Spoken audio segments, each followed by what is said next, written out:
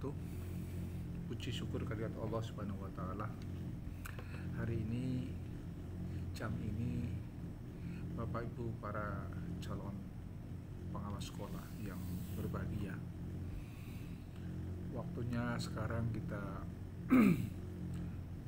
mempresentasikan hasil dari kerja Bapak yang sudah berdarah-darah dalam menyelesaikan setiap pekerjaan yang ditugaskan. Oleh karena itu, sebelum kerja ke sana untuk presentasi kemudian dilanjutkan nanti diskusi, Bapak Ibu tetap saya ingatkan menggunakan protokol kesehatan, tetap pakai masker, jaga jarak, kemudian kemudian menggunakan hand sanitizer.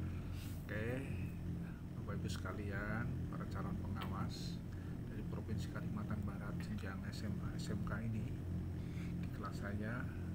Selanjutnya silakan, siapa yang mau presentasi dulu? Baik, nampaknya sudah ada yang siap.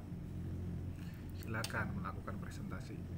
Berlangsungannya setelah ada dikasih saran, dikasihkan masukan, kayak kita training, apa dilaksanakan atau tidak menurut saya di sini ya. Terus yang selanjutnya memberikan bantuan profesional kepada kepala sekolah dan tenaga pendidikan untuk meningkatkan efektivitas dan penyelenggaraan pendidikan pada satuan ini sama dengan Bapak Dito tadi. Nah ini. Terus yang selanjutnya itu dalam ini profesionalisme dan kode etiknya yang menurut saya yang sangat perlu dicamkan lah ya, karena mengingat di lapangan kan kadang kita melihat ya seperti yang diceritakan tadi ngamen ya katanya ya, mungkin perlu juga direnungkan ini ya. Saya rasa sih ini yang perlu dalam melaksanakan tugas itu senantiasa berlandaskan iman dan takwa ya. Dan serta mengikuti perkembangan ilmu pengetahuan, mengingat sekarang ini kita ada perubahan besar nih.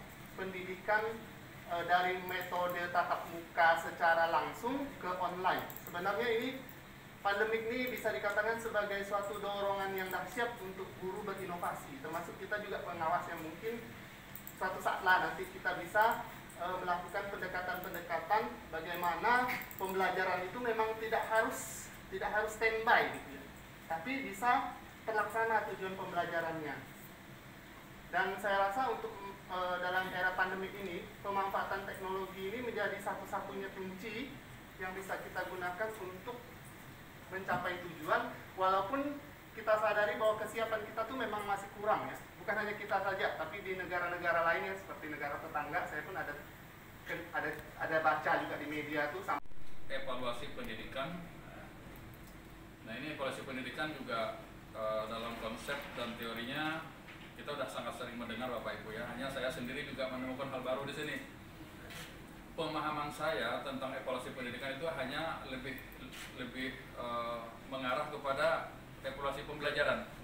Tetapi ternyata evaluasi pendidikan di sini adalah evaluasi secara menyeluruh kan, berarti tidak hanya dalam konteks evaluasi belajar atau evaluasi yang selama ini kita kenal dalam bentuk ulangan harian, ulangan umum atau ujian. Maka inilah hal baru yang saya dapatkan di sini.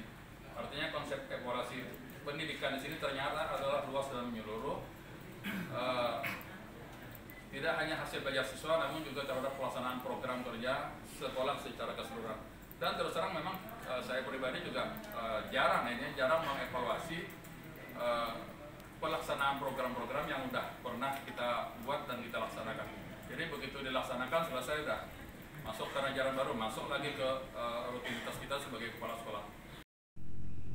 Baik Bapak Ibu sekalian, dari presentasi yang telah dilakukan oleh teman-teman kita tadi, selanjutnya mari kita diskusi.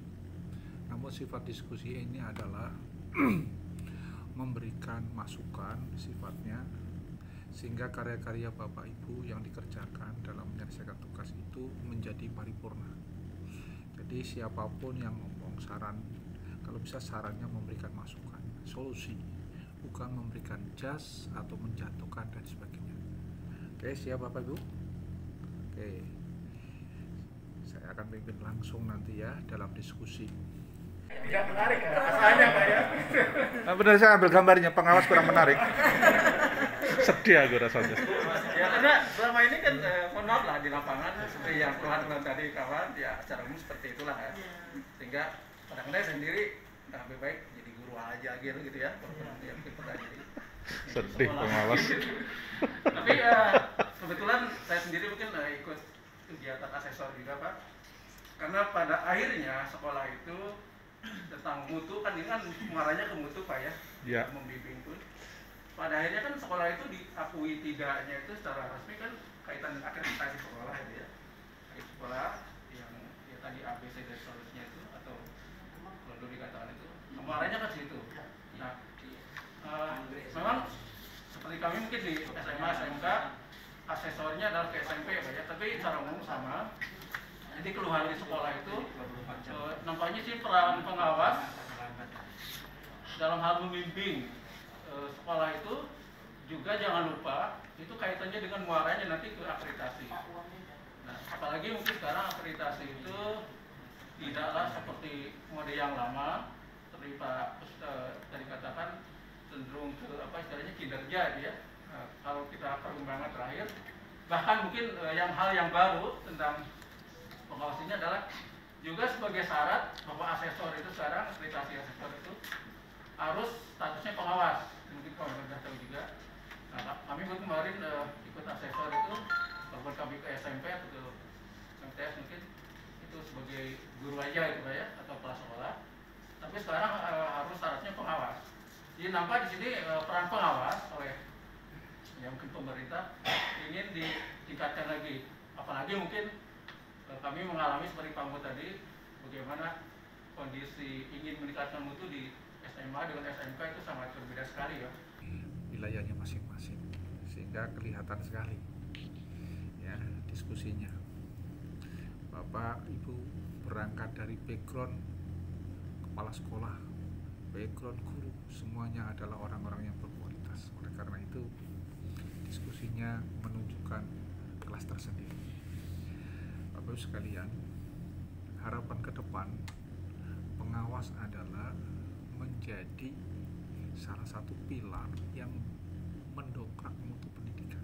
Oleh karena itu Bapak Ibu sangat ditunggu akan karyanya, bagaimana melakukan pekerjaan kepengawasan itu bukan sekedar rutinitas, tapi inovasi yang melompat atau lompatan yang dalam rangka bagaimana mendampingi, mengawal, membimbing sekolah dalam melakukan penjaminan mutu pendidikan atau pemenuhan 8 standar nasional pendidikan menjadi benar adanya dan berkualitas.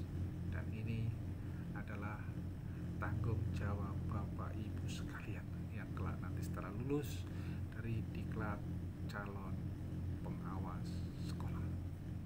Terima kasih.